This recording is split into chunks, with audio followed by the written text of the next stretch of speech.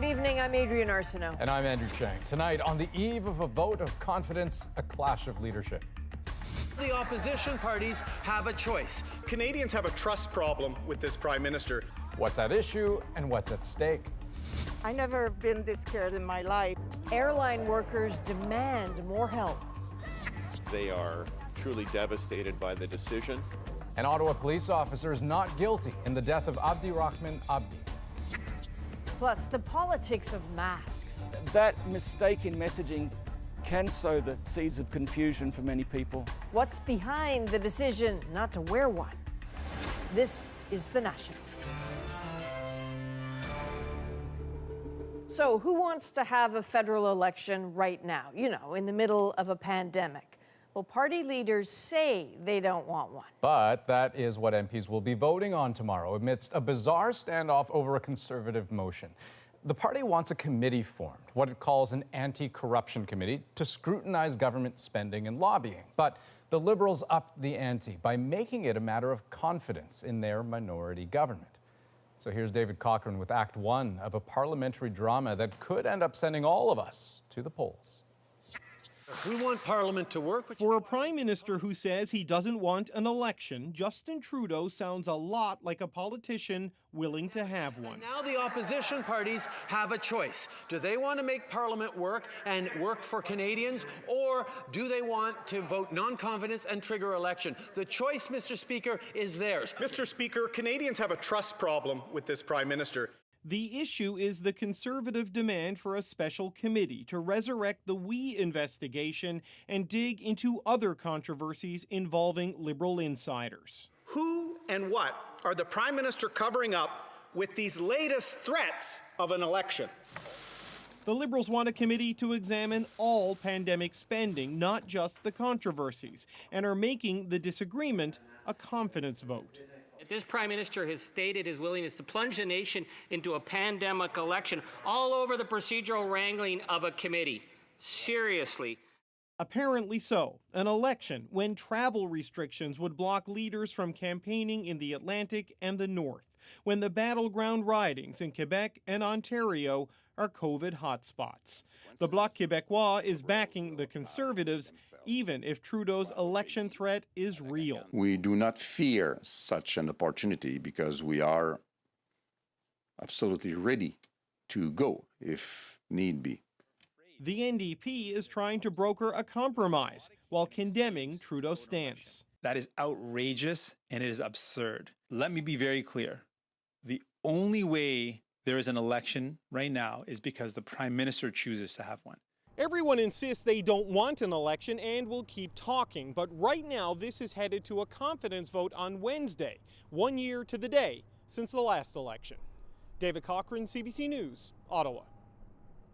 All right, now let's turn to our chief political correspondent, Rosie Barton. Rosie, what is actually happening here? Well, to put it simply, the government's trying to send a message to the official opposition that it's just not going to put up with this kind of thing, that in its view, the Conservatives have gone too far. They're bullying the government instead of holding them to account. So the Liberals are challenging the Conservatives, essentially saying that if this is such an important issue, put your money where your mouth is, express your lack of confidence in the government, and let's fight an election over this. But remember, it is the government's decision to make this a confidence motion. It doesn't have to be. So they too are playing with fire here, choosing to up the ante this way. And they're essentially threatening an election because they don't like what the Conservatives are asking for. And that's not a great position for the government to be in either here. So the chances here, what are the chances that the government will fall tomorrow and then, of course, trigger an election? A couple things to remember. This is sort of how minority parliaments work. We get to this kind of brinkmanship pretty regularly. Talks continue, a compromise is reached, everyone suddenly backs down. So that's still very possible. The parties are still talking. And the NDP in particular, which has been less definitive with its position today, has said it is looking for a solution. It will make clear its position after caucus, its meeting tomorrow morning. But ultimately, as David said, everyone here is saying they don't want an election. They just really aren't acting like that right now. All right, so we may talk again tomorrow. Thanks. We might. Thanks. Now, the Trudeau government is also being criticized for how it's handling the lobster fishery dispute in Nova Scotia. Now, as Kayla Hounsell tells us, the fisheries minister says she is assigning a special representative for negotiations between Indigenous and commercial fishermen. St. Mary's Bay was choppy today, but the situation off the water remained calm. Fishermen from the Sebeganegedy First Nation continue to tend their traps. And another band, the Membertou First Nation in Cape Breton, now says it plans to launch its own moderate livelihood fishery within weeks. We're still having discussions with the federal government. We feel that they're taking us very seriously now. They've heard it loud and clear, I think, across the country, that this is a big issue. The Bodladek First Nation, also in Cape Breton, launched a self-regulated fishery nearly 3 weeks ago. There has been no outcry from commercial fishermen there. We're fighting two separate fights here. You know, we've got a different stance in our community, and I wish them well in their endeavors, and it's just, I can't comment on theirs. In Southwest Nova, commercial fishermen say they are worried about conserving lobster stocks because the Mi'kmaq are fishing out of season. Last week, 2 lobster pounds where Mi'kmaq fishers were storing their catch were targeted and vandalized. One was burned to the ground. Today, the owner of the other one pleaded guilty to not disclosing lobster sales to fisheries officers in the past and was ordered to pay $20,000. It comes at a time of great concern over who has the right to buy and sell lobster. We've taken this issue extremely seriously. It is important that we keep Canadians protected and safe as we move forward to respect and uphold rights that have been long recognized for Indigenous fishers. The fisheries minister says she is appointing a special representative to help negotiate. We're hoping that we progress a lot more with it before the end of the week. We're kind of pushing our timelines very hard. And we're hoping that in the next couple of weeks we have something on paper and it's out there for the world to see. Chief Sack says he is meeting with his fishermen tonight and has good news to share with them. He declined to share it with us. Kayla Hounsel, CBC News, Soniaville, Nova Scotia. Let's turn to Canada's COVID-19 situation now. For weeks, the epidemic has hinged on the high number of infections emerging in central Canada, but that could be changing. New cases reported today are higher than we've seen lately in Ontario, lower in Quebec, but across Western Canada, the numbers are elevated. This isn't just a one-day thing. Since the beginning of the month, average daily cases are up anywhere from 65% in BC to 190% in Saskatchewan. In Alberta, the average case rates have set records with a sudden surge this month to nearly 300 a day. And Alberta is facing the same bind that has bedeviled Ontario and Quebec. Do you warn and cajole or crack down harder? As Carolyn Dunn tells us, the virus isn't waiting for an answer. Unlike other parts of the country, Halloween is still very much on in Alberta. People have said that they're going to decorate a lot this year. They're going to go over the top just to celebrate. People are really, really excited about Halloween this year. Business is up this year, she says. People are planning everything from small family parties to full-on trick-or-treating outings. That despite Alberta's active caseload being at an all-time high. So far, the only new public health measures have been recommendations. Now, a growing chorus of experts is encouraging Alberta to follow the lead of other provinces and increase mandatory restrictions similar to Ontario. I'm very worried about not imposing restrictions and allowing the virus to continue unchecked. I think that it takes an emotional toll, a toll on the health, and an economic toll if we don't take stronger action. In Alberta, there's this emphasis on individual liberties, which really in the midst of a pandemic, there has to be a little bit of sacrifice. Alberta admits its growing caseload has put it into the danger zone, but it hasn't quite hit the threshold of hospitalizations and ICU cases to start adding mandatory restrictions beyond what's already in place. There's always risks and benefits. If we were to put in place mandatory measures right now, we would be putting them in place before we knew if we were able to turn that tide without the mandatory measures. Instead, Alberta will stop testing people without symptoms and known exposure to COVID-19 to concentrate more time and resources on those most likely to be contagious. Carolyn Dunn, CBC News, Calgary. In Saskatchewan, it was another high number of daily infections after a record number yesterday. one single transmission event can quickly snowball into a very large impact throughout the province. Officials blame gatherings in private homes and public spaces. More than 100 cases alone have now been linked to a single event at a Prince Albert church meeting. We're geared up. We have the capacity now to do upwards to 50,000, and people aren't coming in. Ontario's premier addressed a sudden drop in testing this week, hoping the drop in lineups was a good thing. But case rates in the province have remained steadily high, averaging around 750 a day. There was a call for help today on Parliament Hill from a group that knows COVID's brutal economic toll. 200 pilots, flight attendants, and other airline workers demanded targeted aid for their sector. Ashley Burke talked with them and heard what the government had to say. A show of force on the ground from those who usually work up in the air. I never been this scared in my life. Well, I had to find a second job and a third job. So that's really, really hard just to make ends meet. COVID-19 has crushed their industry, and the bad news keeps coming. More route cuts and layoffs with no end in sight. Their anger is pointed at one politician, Canada's Transport Minister Marc Garneau. It's like a train wreck going towards the wall, and we haven't heard anything from him.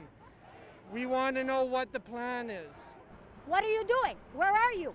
We've been writing to you. It's been demoralizing when you think that every time something is going to be done, they're going to be coming out giving us some positive news. It's always, we're waiting, we're waiting. But both Justin Trudeau and his deputy say there has been significant help. And the wage subsidy actually delivered over $1 billion in support to Canada's major airlines. It's definitely an issue that we are looking at closely and working on. These workers want an aid package specific to the airline industry. We want very low-cost, long-term loans because many of our companies are about to go bankrupt. The airports are about to go bankrupt. Imagine. They're also calling on Canada to ease travel restrictions using rapid testing. Put measures in place, COVID testing in the airports, make the travel safer, not force 14-day quarantines. Nobody can go on vacation for 7 days and then come back home and sit down for 14 days in their house. Save Canadian aviation! Aviation safe! Until then, they're making sure they're heard. Ashley Burke, CBC News, Ottawa. And Via Rail announced its gradual return to service in Western Canada. Starting December 11th, there will be one weekly round trip between Winnipeg and Vancouver. Wearing a mask will be required at all times in stations and on board. Well, tonight there is outrage in two provinces. Two cases where police have been exonerated in the deaths of people in serious mental distress when officers moved in. We begin with the Ottawa constable who was acquitted today on 3 charges: manslaughter, aggravated assault, and assault with a weapon. This comes more than 4 years after the violent arrest and death of a Somali-Canadian man. Judy Trin shows us tonight's reaction. Anger and pain fill the streets. It stops traffic. Constable Daniel Monsion's acquittal falls far short of what the victim's family and supporters consider justice. Abdurrahman Abdi didn't die on that day.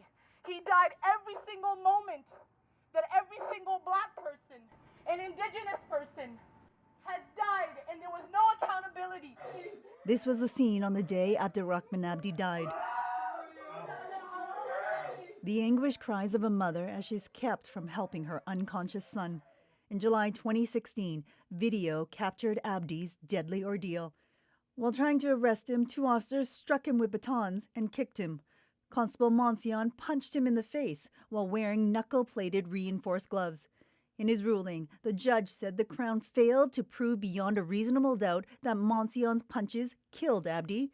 The judge said it was possible that Abdi suffered a cardiac arrest when his head hit the ground when the other officer knocked him down. There was no brutal beating. I think we're going to see in the actual judgment that it was on balance, a blow to the pavers when he was taken down by Weir that caused that nose fracture. The constable also faces an internal investigation. Monsion has been suspended with pay for more than 4 years. He now plans to return to work. As for the Abdi family, they plan to sue Monsignor and the Ottawa Police Service for $1.5 million.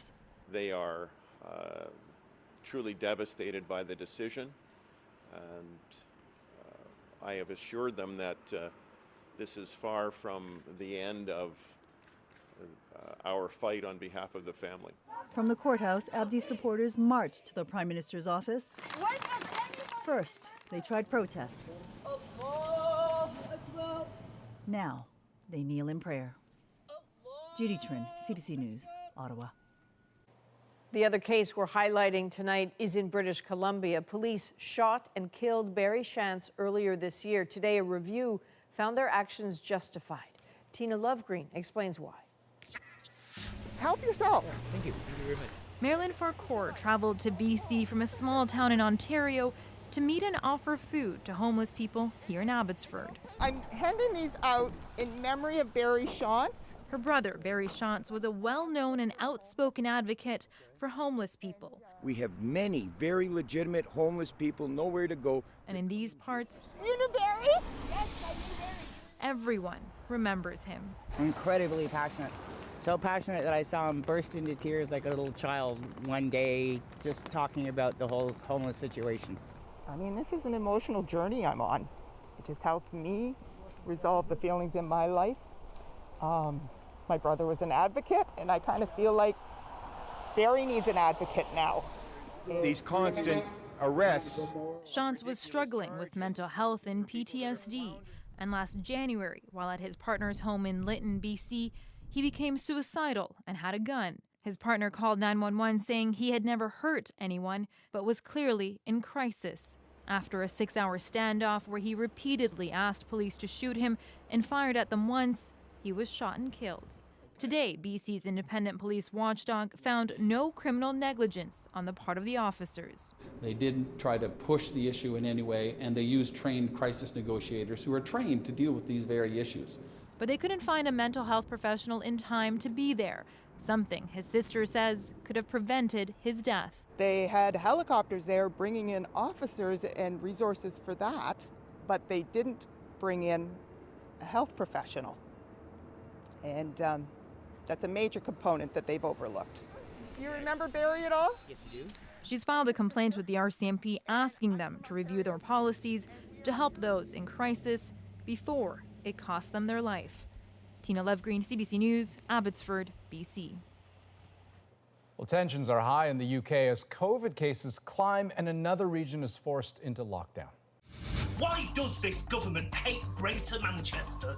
Next on The National, COVID-19 strains a united kingdom. And we ask what to do about anti-maskers, why the past may provide insight on the present. There was an anti-mask uprising in 1990 during the so-called Spanish flu. And NASA's historic mission searching for answers on the surface of an asteroid. As Canadians, we should be really proud of our contribution here. We're back in 2.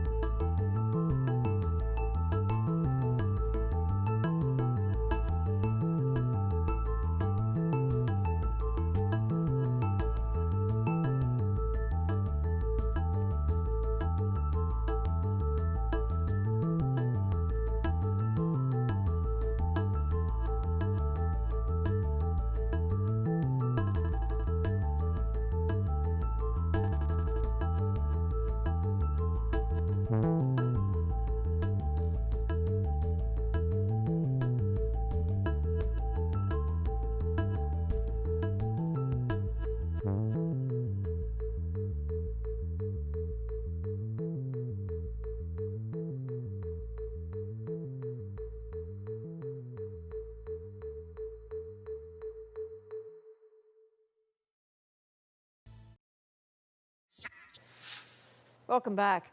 The U.S. Justice Department has filed a landmark antitrust lawsuit against Google. The suit claims the tech giant is violating competition law to maintain a monopoly in online search and advertising, and that it stifles competition and harms customers in the process. Google calls the lawsuit deeply flawed and says people use the search engine because they choose to, not because they're forced to. As the U.S. election inches closer, authorities are once again taking steps to thwart foreign interference. And that includes online disinformation, which in 2016 was mainly blamed on Russia. But as Thomas Dagla shows us, this time around, Canadian sources are under the microscope.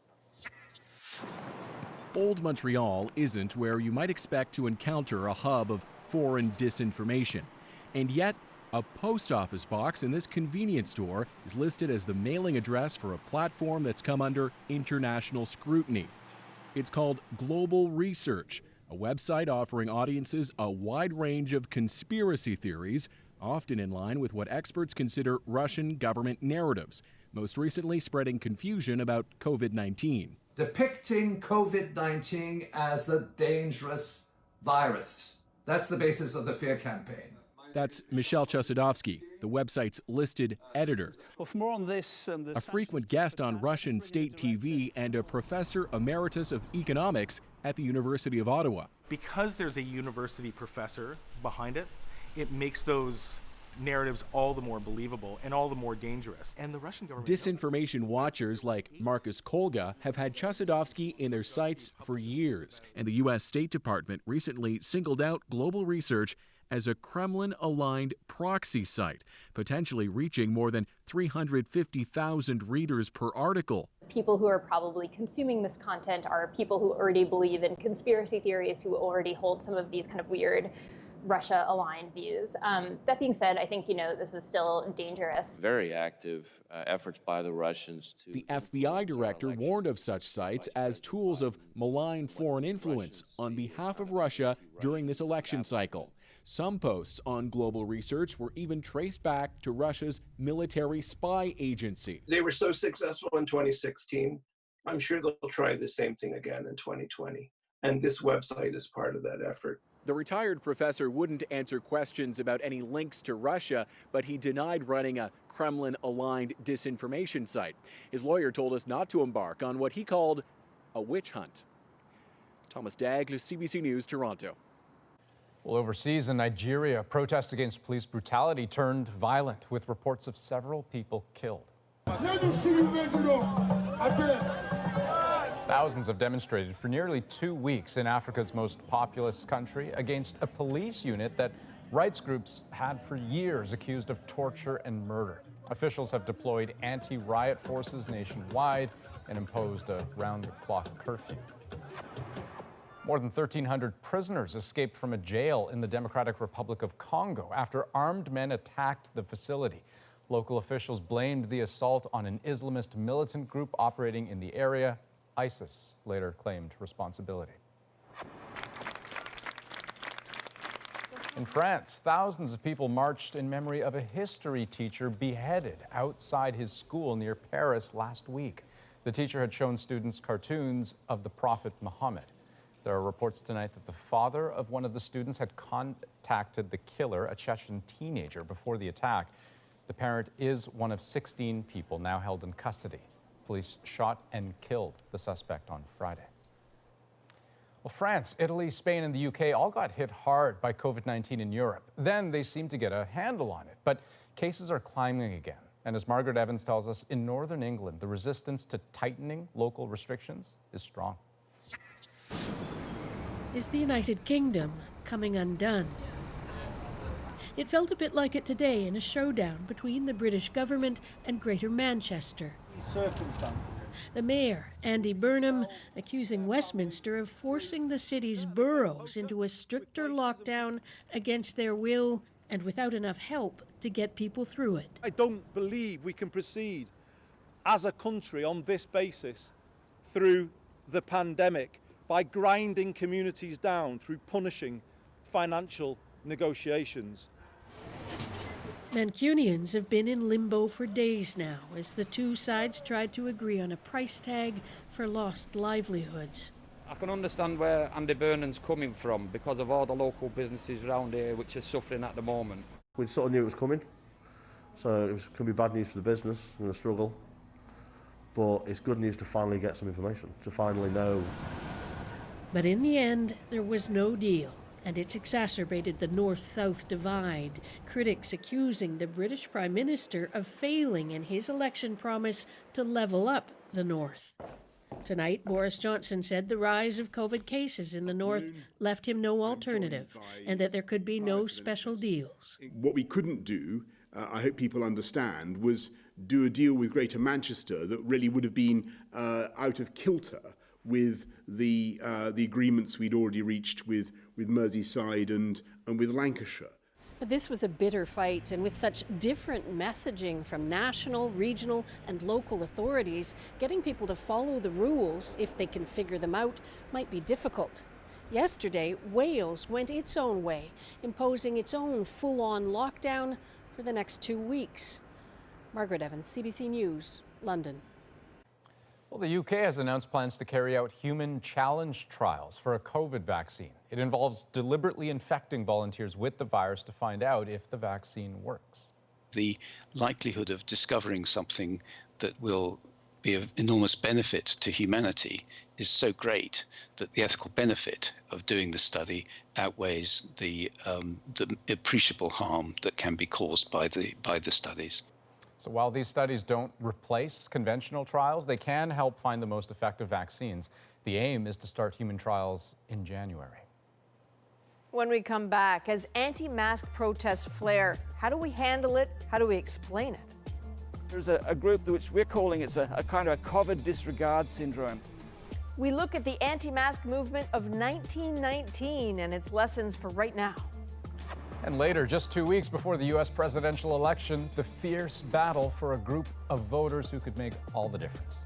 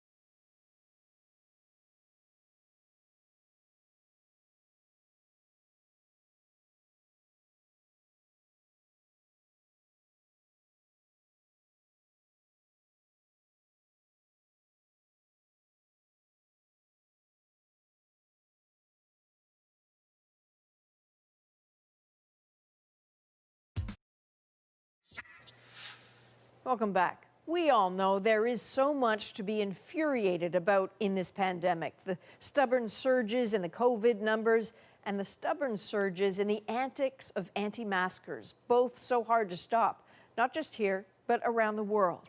And before you presume the pushback against masks is one more unique oddity of 2020, well, history has a few thoughts for you. Canada has no immunity to this. And as the pandemic persists, those opposing masks seem to get a bit louder, a bit more aggressive, and certainly statistically a bit more partisan.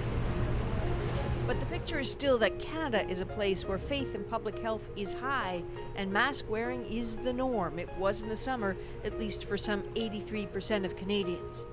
Not so for our neighbors to the south, where the summer occasional mask wearing was the norm for just 68%. The CDC is advising the use of non-medical cloth face covering as an additional voluntary public health measure. So it's voluntary, you don't have to do it.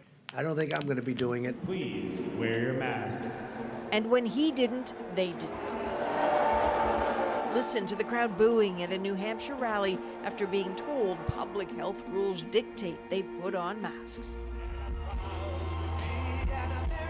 To observe American political rallies from afar is to presume the act of wearing a mask is akin to declaring who you're voting for. And that's a surprise to those who thought they had a handle on how the world might respond to a pandemic. Infected people got a respiratory illness with symptoms ranging. Scientists at Johns Hopkins ran a simulation on a fictional coronavirus last fall, before COVID came calling. They envisioned deaths of the vulnerable, pain for service industries and airlines, almost everything we've all encountered. Dr. Eric Toner led the simulation. Did you anticipate or build in the idea that public health measures would be deemed political? No. I think we did not anticipate that. Yeah, I would have thought they would be off base. It is so tempting to see what's happening now as a uniquely 2020 thing. Think of it. A president sick with a virus that's killing hundreds of thousands of people, his doctors evasive on the facts of his case, his administration downplaying health measures while an anti-mask movement is underway. But all of those things have happened before, more than a century ago, when this man, Woodrow Wilson, was the president who got that feared virus. To know that history has repeated so precisely is jarring. Everything old is new again. There was an anti-mask uprising in 1990 during the so-called Spanish flu, and the reasons they were voicing then were the same as the reasons now. They said, well, they didn't think masks worked and they thought it was a violation of their civil liberties. Then, as masks became mandatory in the worst-hit places in the US and parts of Canada, anti-mask protests emerged. A detail that initially astonished Canadian researcher Stephen Taylor, who wrote about the psychology of pandemics last year.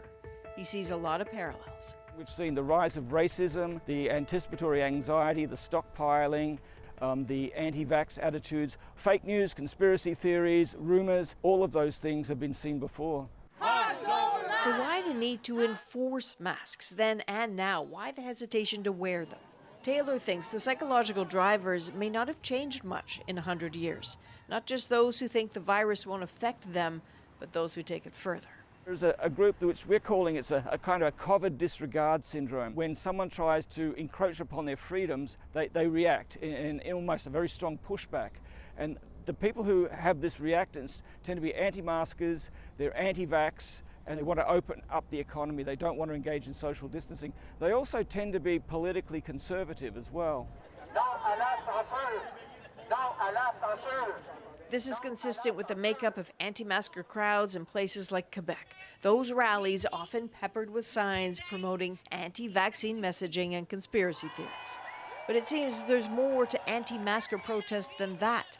Confusing signals from leaders can do real damage to public confidence. Early on, we were told by the WHO, by health authorities, do not wear a mask, you do not need to wear a mask, save the masks for the healthcare workers. And we got that message for many months, and then suddenly there was a complete 180-degree shift, and we're told we have to wear masks. So that mistake in messaging can sow the seeds of confusion for many people. So how do you course correct, especially when vaccines become available and doubts rise anew? Again, look back. The mask rebellion of 1919 ultimately fizzled out, not just because there was no social media to spread it, but because an overwhelming number of people became sick. It was personal. Public health campaigns became louder, more insistent. Keep that up, is the advice. So in your scenario, how did you overcome misinformation from governments and public distrust? Well, what the participants said, and they used an American football analogy, which is you need to flood the zone. You need to have everybody, public health authorities, elected officials, everybody just flooding the airwaves with the accurate information. Mocking and shaming aren't advised. It may only make people dig in. But some countries feel they have few options. In Indonesia, those who refuse to wear masks are being ordered to dig graves for COVID patients. Sometimes get in the graves and just lie there for a while. An Italian legislator was physically removed by colleagues for refusing to wear a mask. In India, you cannot make a phone call without hearing a recorded voice urging mask wearing. The voice actor, now a bit of a star. The voice of this message has become a little irritating. Definitely annoying, but the message sticks. As carefully as statisticians collect COVID case numbers, pollsters gauge attitudes, especially in the US. And for the briefest of moments a few weeks ago, they saw a flash of togetherness. An increase in Democrats and Republicans claiming to take the virus seriously and to consider more mask use. That happened when the president was diagnosed and all those masks started showing up at the White House. Modeling matters. But that was then. 4 more years! 4 more years! The president has since recovered, and as the gloves come off in the election run-up, so do his masks. And the worry is, so do theirs. It really is sobering, though, right? I mean, to think of how many things can go wrong, how there are infinitely more ways for a message to get off track than there are to keep it on the rails. And also what we really need to learn from looking back. I mean, what the history clearly tells us is that the Spanish flu got almost free rein, in large part because of the inactivity of politicians. So the downplaying of the seriousness of it, the accusations that talking about the virus was somehow unpatriotic, and you know, that's as clear a lesson as history can give on why the truth is a matter of life and death. Lesson learned. Okay, next on The National, the fight to win over a crucial group of U.S. voters. Remember, elections in Florida are generally won by under 2%. We're on the ground in the Sunshine State as both sides try to sway the Latino vote.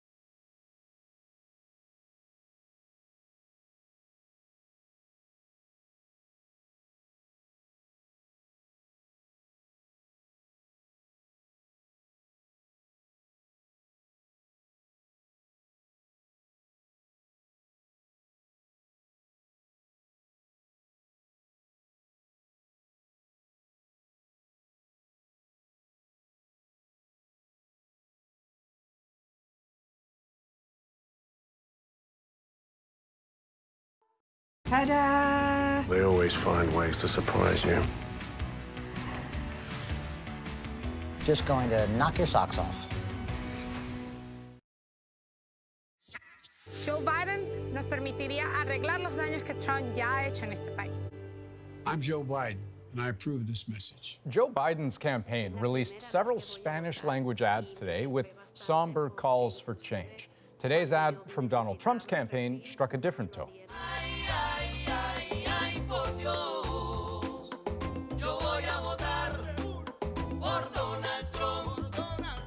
They're battling to win over what may be a critical demographic. Latino voters could sway the election in several states. And as Susan Ormiston tells us from Florida, one of the most important swing states of all, neither side can afford to take those votes for granted.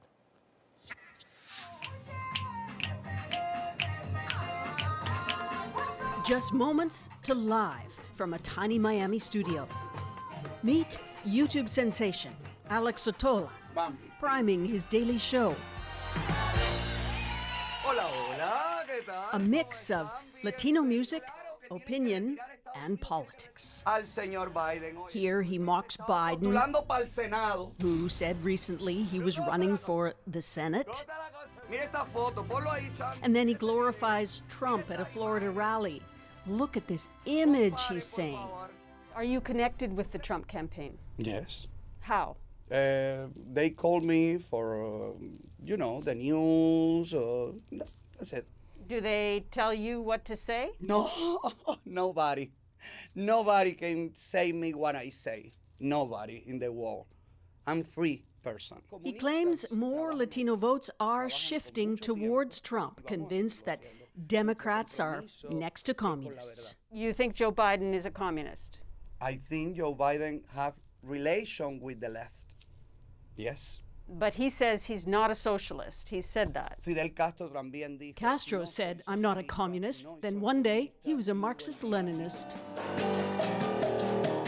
Cuban Beats, the soundtrack for an intense political play. The race in Florida is so tight and the state so crucial. Latino votes have power. We are so within the margin of error that, just a small shift of the Cuban vote, or Nicaraguan, right, or Puerto Rican, could determine the outcome. Remember, elections in Florida are generally won by under 2%.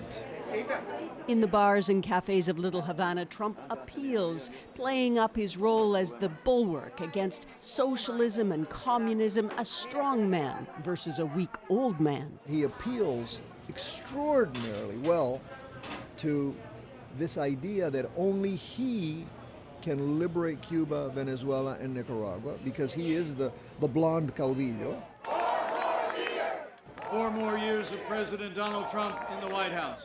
It will always be Que viva Cuba Libre.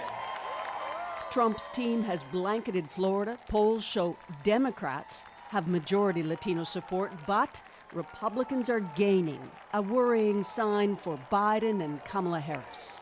I'm calling her Que Mala, because Que Mala means in Spanish, how bad. She's the bad. But what's bad about Kamala? Kamala? Because it's Kamala. She's horrible. She is socialist. She is communist. The fear-mongering and the social labeling has worked. Evelyn Perez Verdea is a Colombian-American for Biden. This is another one. Helping fight off a virulent disinformation campaign, which uses tools like Facebook and WhatsApp, aimed at Latinos. It's Hillary Clinton, and they show her as almost like Satan, and then they show President Trump running with 2 babies. Or this video suggesting a militia will march for Trump. That's the message to the Latinos. These militiamen are helping us against the communists that you see on the streets. There's a big connection also to say, you know what, you escaped violent countries. Now, if you don't vote for Donald Trump, they're going to come to you, they're going to come to your house, and they're going to destroy you. Let's go, Joe! With just 2 weeks to go, a fierce standoff between Biden's activists and Trump's supporters. We love President Trump! With Latino votes in play. Susan Ormiston, CBC News, Miami. Next, NASA makes space history on the surface of an asteroid. If you're able to collect a sample from an asteroid, ultimately what you've done is gone back in time by 4.5 billion years. NASA collects a small sample in hopes of answering some big questions.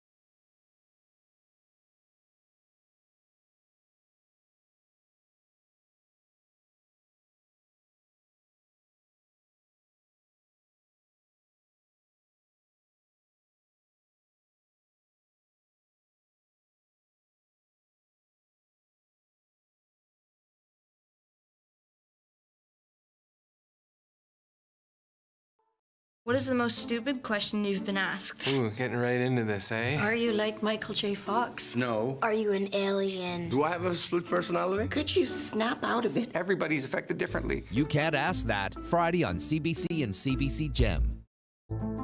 I'm Jamie Poisson, and tomorrow on CBC's daily news podcast Front Burner, a showdown in Ottawa means Canadians are facing the specter of a possible snap federal election.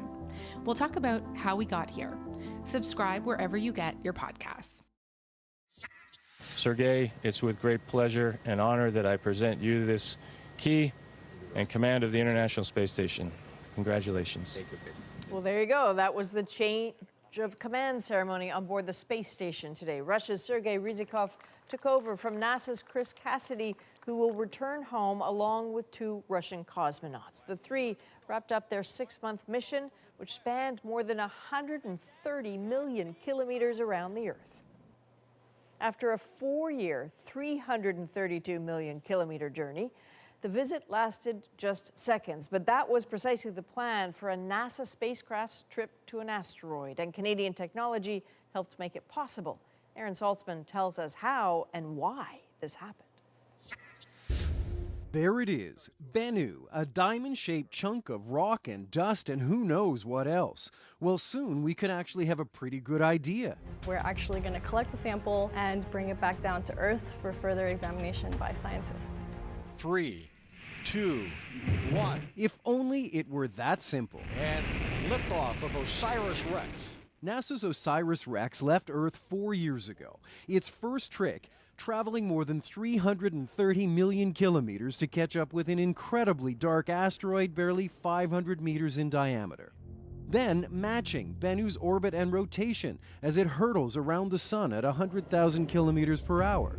Get it right, and they could literally pick up clues to understanding the formation of our solar system. If you're able to collect a sample from an asteroid, ultimately what you've done is gone back in time by 4.5 billion years to understand what the raw ingredients of the solar system are. In order to collect a sample, they needed a flat spot at least 50 meters across, covered in fine-grained material, or sand, basically. Instead, we saw these mountains, we saw boulders, we saw rocks. And that is where Canada comes in. The Canadian-built and designed OSIRIS-REx laser altimeter took about 3 billion measurements, creating a hyper-accurate 3D model of Bennu. As Canadians, we should be really proud of our contribution here, because this Canadian technology has really done something that has never been done before. Armed with the most detailed map in the history of space exploration, OSIRIS-REx could ease slowly down to a small spot on the surface, extend its sample collector, and vacuum up a few grams of Bennu. So we've got one more firing of thrusters. Tonight, the moment of truth. Touchdown declared. Sampling is in progress. All right. It could be a week before they can tell if they have a viable sample, but for space exploration, it's already a win. Aaron Saltzman, CBC News, Toronto. Okay, next on The National, a delivery service in the time of COVID. The story behind why this one is so special in our moment, next.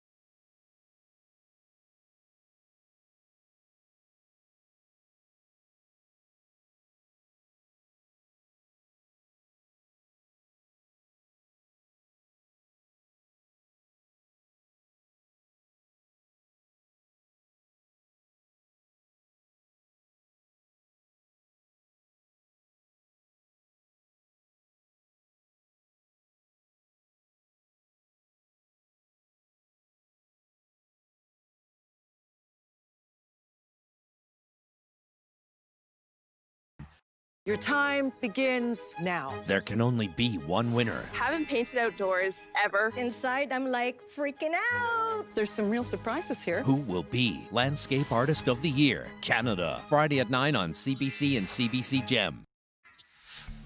Pauline and Albert Kraus are trying to help people from Nunavut who have to travel to Winnipeg for appointments, then isolate for 14 days before they can return home. Now, to make that period of time a little easier, Pauline and Albert offer a very special delivery service, and the story behind it is our moment. Me and my husband, I think, are the first ones to start something like this. Essential service for Inuit that come down here. The pandemic going on now, we're doing delivery and essential shopping stuff for people that are isolating at the hotel. We run pretty much every day, morning till night. My first language is Inuktitut. I grew up in Nunavut my whole life. That's the first language I'm gonna speak to them.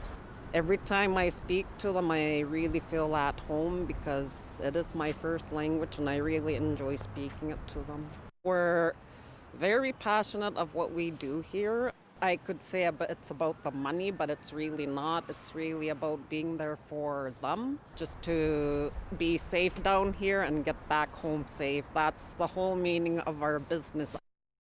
Well, that's really amazing. And you know, maybe thoughtfulness is the universal language, but the fact that they literally speak the language, right? Imagine flying all that way, how warm and welcoming that must feel. That's it's important. And Pauline told our producer, Eliza, that everyone who's from the region where she's from knows her. So she's from Whale Cove with a population about 500, and she said instantly the stress is relieved a bit, which is something you definitely need in that moment. That is the National for October 20th. Good night. Good night.